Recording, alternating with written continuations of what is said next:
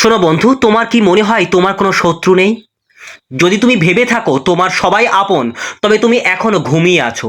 তোমার হাসি মুখ দেখে যার বুক জ্বলে যায় সে তোমার শত্রু।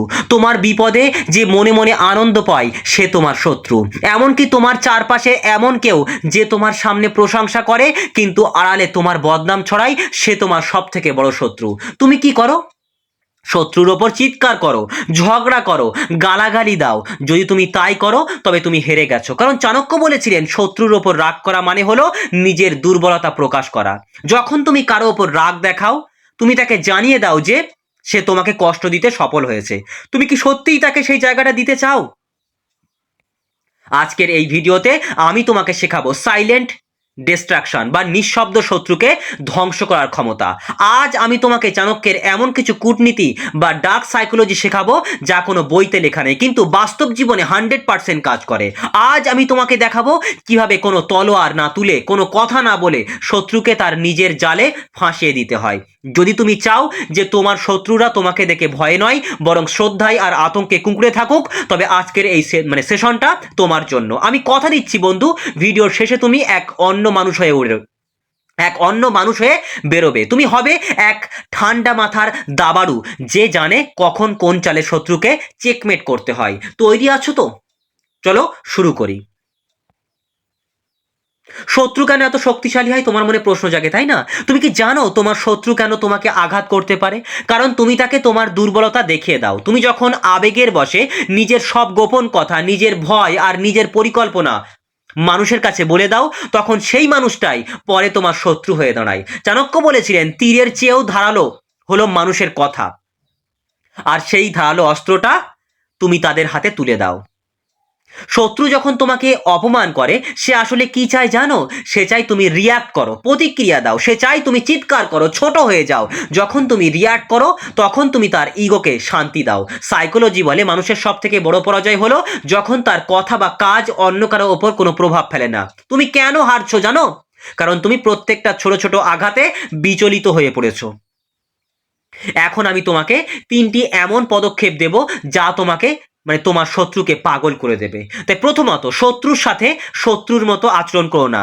The mirror effect. চাণক্য এক জায়গায় বলেছিলেন শত্রুর সব থেকে বড় সাজা হলো তোমার সাফল্য এবং তোমার মুখে লেগে থাকা এক চিলতে হাসি।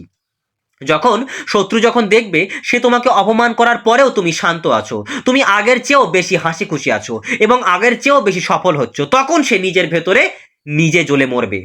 সে ভাবতে শুরু করবে ওর কি কোনো অনুভূতি নেই, ও কি মানুষ না পাথর। এই অজানার ভয় তাকে কুড়ে কুড়ে খাবে, আর এটাই হলো নিঃশব্দে জেতার প্রথম ধাপ। দ্বিতীয়ত, এটা খুব কঠিন কূটনীতি। চাণক্য বলতেন যদি তোমার শত্রু তোমার চেয়ে শক্তিশালী হয় তবে তার সামনে বিনয়ী হও, তার বিশ্বাস অর্জন করো। কেন? কারণ তুমি যদি খোলাখুলি লড়াই করো তবে তোমার ক্ষতি হওয়ার সম্ভাবনা বেশি, কিন্তু তুমি যদি তার বিশ্বস্ত হয়ে তার কাছাকাছি থাকতে পারো তবে তুমি তার সব দুর্বলতা জানতে পারবে। আর যখন সময় আসবে তখন এমন এক আঘাত করবে যে সে আর সোজা হয়ে দাঁড়াতে পারবে না। মনে রেখো, সাপকে মারতে হলে আগে তার গর্ত থেকে বের করে আনতে হবে।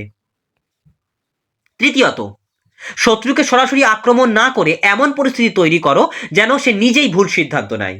ধরো তোমার অফিসে কেউ তোমার ক্ষতি করতে চাইছে, তুমি তার সাথে ঝগড়া না করে এমন কিছু তথ্য তার কানে পৌঁছে দাও যা আংশিক সত্য কিন্তু বিভ্রান্তিকর। সে যখন সেই তথ্যের ওপর ভিত্তি করে ভুল কাজ করবে তখন সে সবার সামনে নিজে ছোট হয়ে যাবে। চাণক্য কূটনীতিতে বলে শত্রুর বুদ্ধিভ্রংশ হওয়ার মানেই অর্ধেক যুদ্ধ জিতে যাওয়া। তোমার কি কাছের মানুষরাই শত্রু বন্ধু? একটা বাস্তব সত্য কথা বলি যা শুনলে তোমার পায়ে গায়ে কাঁটা দেবে। বাইরের শত্রুর চেয়ে ঘরের শত্রু অনেক বেশি ভয়ঙ্কর। চাণক্য বলতেন উইপোকা যেমন ভেতর থেকে কাঠ ধ্বংস করে, তেমন আমাদের চারপাশের বিশ্বস্ত মানুষরাই আমাদের পতন ডেকে আনে। আজই তোমার বন্ধুদের তালিকাটি চেক করো, দেখো তো কারা তোমার সাফল্যে সত্যিই খুশি আর কারা তোমার বিপদে অজুহাত দেখায়। সাইকোলজি বলছে যারা সবসময় তোমার প্রশংসা করে তারাই অনেক সময় তোমার সব থেকে বড় ক্ষতি করে। নিজের ওপর একটা দেওয়াল তৈরি করো, কাউকে সবটা জানতে দিও না। মনে রাখবে তুমি যত কম কথা বলবে লোকে তোমাকে তত বেশি ভয় পাবে।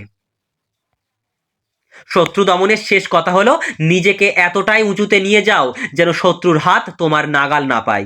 সাফল্যই শেষ উত্তর। তোমার শত্রু যখন দেখবে যে তুমি এখন এমন এক জায়গায় পৌঁছে গেছো যেখানে সে কোনোদিন পৌঁছাতে পারবে না, তখন সে নিজে থেকেই হাল ছেড়ে দেবে। কেউ তোমাকে গালি দিলে কি তোমার গায়ের চামড়া পুড়ে যাবে? না। তবে কেন তুমি রিয়াক্ট করছো? আজ থেকে প্রতিজ্ঞা করো তোমার রিমোট কন্ট্রোল অন্য কারো হাতে থাকবে না। তুমি শান্ত সমুদ্রের মতো হও, যার ওপরে ঢেউ খেললেও নিচে থাকে অগাধ শান্তি। ভিডিওর এই শেষ প্রান্তে এসে আমি তোমাকে একটা কথা বলতে চাই বন্ধু, তোমার জন্ম হয়েছে রাজত্ব করার জন্য, কারোর সাথে ঝগড়া করার জন্য নয়। শত্রুরা আসবে যাবে, আজ যারা তোমাকে অবহেলা করছে তারা আসলে তোমার মানে কি বলবো ল্যাডার বা মই।